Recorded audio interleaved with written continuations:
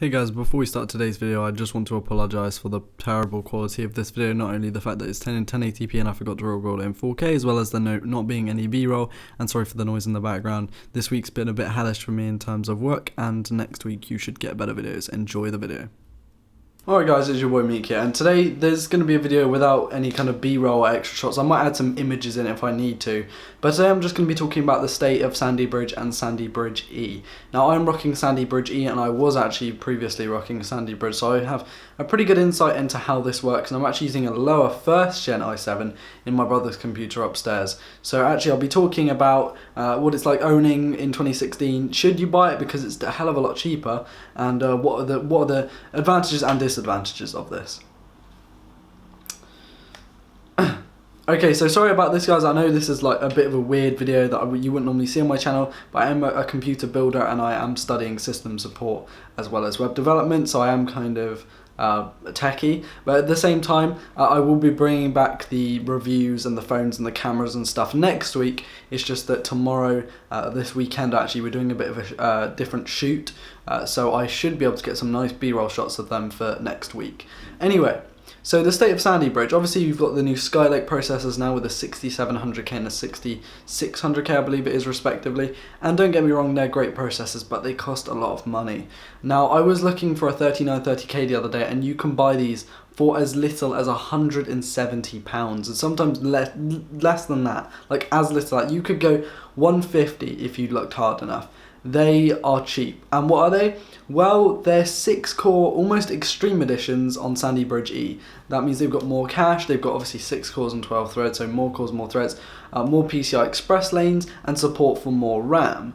Which makes you think, well, why wouldn't you buy this? And that is kind of a good question, because why would you not buy this, you know? So the problem with them is the abundance of ATX boards. You cannot find easily a micro ATX board for the X79 platform nowadays, which is really difficult because I love the micro ATX form factor, but I have to use a full-size ATX board or slightly wider than ATX board, which is a bit unfortunate, but hey ho. Then there's the fact that they're not as new and not as efficient. So obviously you're getting 6 cores at 3.2 gigahertz, which you can easily overclock to like 4.5, you know, 4.8 gigahertz if you try hard enough, although I've just got mine to 4.7, and that's good. I mean, don't get me wrong, that's a nice frequency on all 6 cores, and your multi-core is going to be a huge number, and that's awesome, but it's nowhere near as efficient, because a modern day 8-core, like a 5960X, will destroy this thing, not only because it has more cores, but they're way more efficient and it's higher clocked as well. Now I used to run a SandyBridge 2600K, that's an i7, that's 4 cores and 8 threads, in my old beast of a machine at 4.5 gigahertz. The 2600K was an absolute monster with 4 cores and 8 threads, and a price point where you can pick one up now for, like I said, as little as £150, £125 even for one of those things. It's a really good price to performance value, especially considering the 6700K, which is the standard one, I'm not so big of a fan of because the newer ones are so expensive.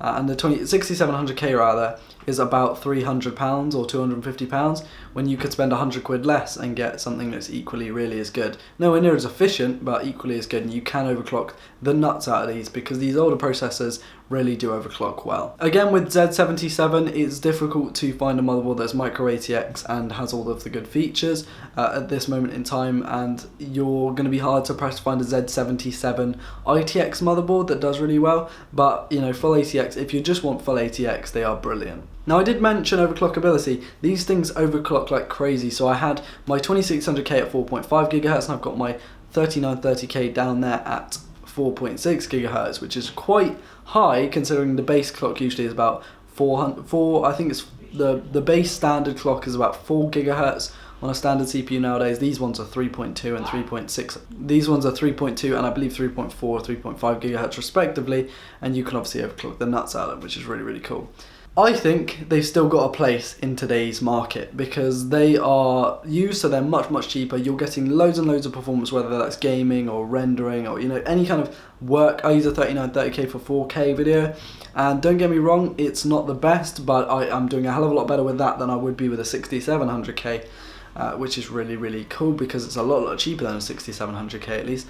Now it is using DDR3 RAM, which is slightly older. Now of course it is using DDR3 RAM, but it is definitely relevant and it's still really useful. It's not like you're gonna have to get DDR4. It's not, you know, a make or break thing, because there isn't a huge iteration jump when you go from DDR3 to DDR4.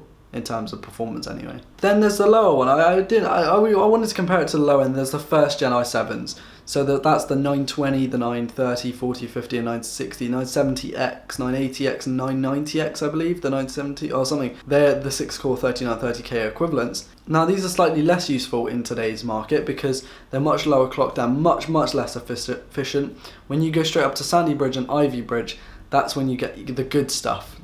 Even though that 3930K is 1,000 higher than, you know, 2600, you know how it's a 2 instead of a 3. Either way, they are actually the same. They're SandyBridge-E and SandyBridge. I don't know why they do this, because I believe SandyBridge-E is 4 instead of 3 and SandyBridge was 3. So I don't know what's going on, but either way, they are roughly around the same era. They came out in 2011, the 3930K came out in 2011. It was an absolute storm.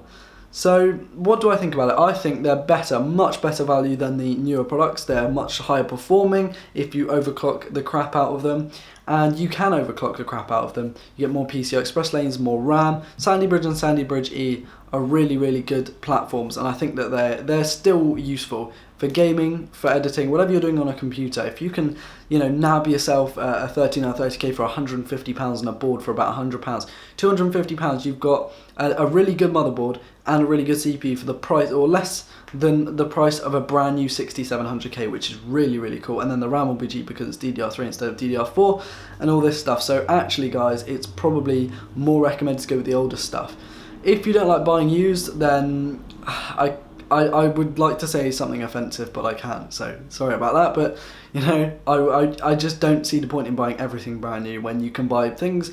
You don't want to buy a CPU that's been overclocked heavily, but you can never tell nowadays with eBay and stuff. You can just pass it off as a CPU that's never been overclocked, but you just got to be lucky, I guess. So thanks for watching guys, this has been your boy, and I'll see you next week with another video, and hopefully a bit more interesting than this one, because this one's been a little bit hit and miss because I haven't actually managed to get anything done for this week, and I really need to brainstorm ideas because I've run out of products. I've got, well, okay, I think 4 more products to review, and then I've run out, so I'm gonna have to buy some more in, and we'll see how that goes. Thanks for watching guys, and see you in the next one. Peace.